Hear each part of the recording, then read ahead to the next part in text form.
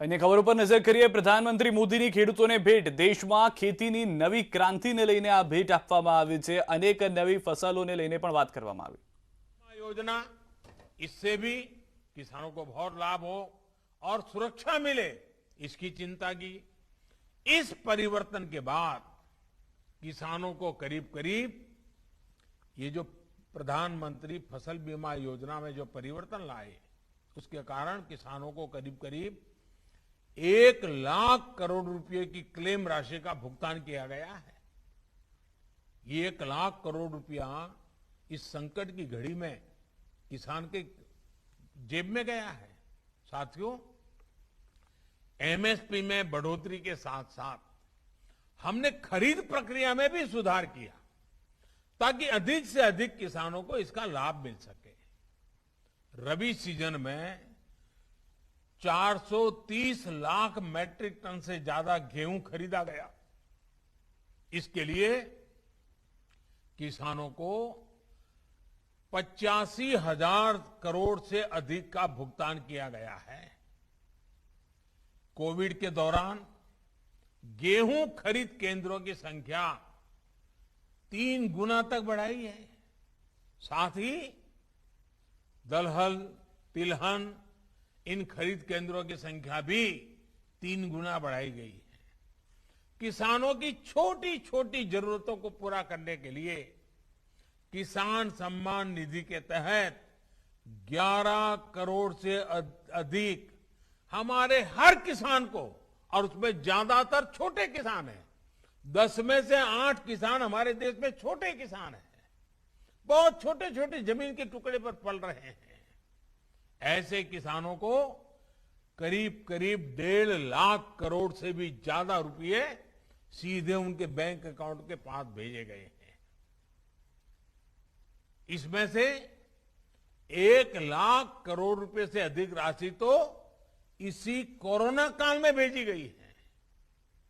किसानों को टेक्नोलॉजी से जोड़ने के लिए हमने उन्हें बैंकों से मदद की और उस मदद की पूरी प्रक्रिया को बहुत आसान बनाया गया है।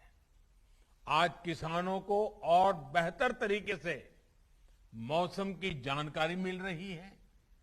हाल ही में अभियान चलाकर 2 करोड़ से ज्यादा किसानों को किसान क्रेडिट कार्ड दिए गए हैं। मछली पालन करने वाले और डेयरी सेक्टर से जुड़े किसानों को भी किसान क्रेडिट कार्ड से जोड़ा गया है, केसीसी से जोड़ा गया है। 10,000 से ज्यादा किसान उत्पादक संगठन हो, ई नाम योजना के तहत ज्यादा से ज्यादा कृषि मंडियों को जोड़ना हो, मौजूदा कृषि मंडियों का आधुनिकीकरण हो, ये सारे कार्य तेज गति से किए जा रहे हैं। देश के किसानों और देश की कृषि से जुड़े जो काम बीते 6-7 वर्षों में हुए हैं, उन्होंने आने वाले 25 वर्षों के बड़े राष्ट्रीय संकल्पों की सिद्धि के लिए, क्योंकि 25 साल के बाद हमारा देश आजादी की शताब्दी मनाएगा। आज हम आजादी का अमृत महोत्सव मना रहे हैं, 25 साल के बाद आजादी की शताब्दी मनाएंगे।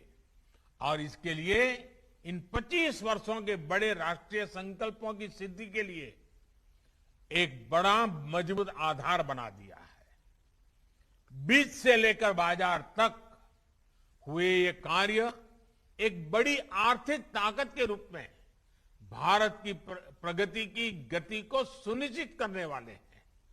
साथियों, हम सब जानते हैं कि एग्रीकल्चर एक प्रकार से राज्य का विषय है और इसके विषय में अनेक बार लिखा भी जाता है कि भाई ये तो राज्य का विषय है, भारत सरकार को उसको कुछ नहीं करना चाहिए, ऐसा भी कहा जाता है क्योंकि स्टेट सब्जेक्ट है। और मैं जानता हूं, क्योंकि मुझे भी कई वर्षों तक गुजरात में मुख्यमंत्री के रूप में काम करने का अवसर मिला था। गुजरात का मुख्यमंत्री रहते हुए, क्योंकि राज्य की विशेष जिम्मेवारी है ये मैं जानता था, और इस जिम्मेवारी को मुझे निभाना चाहिए, ये मुख्यमंत्री के नाते मैं पूरी कोशिश करता था। गुजरात का मुख्यमंत्री रहते हुए मैंने कृषि व्यवस्था को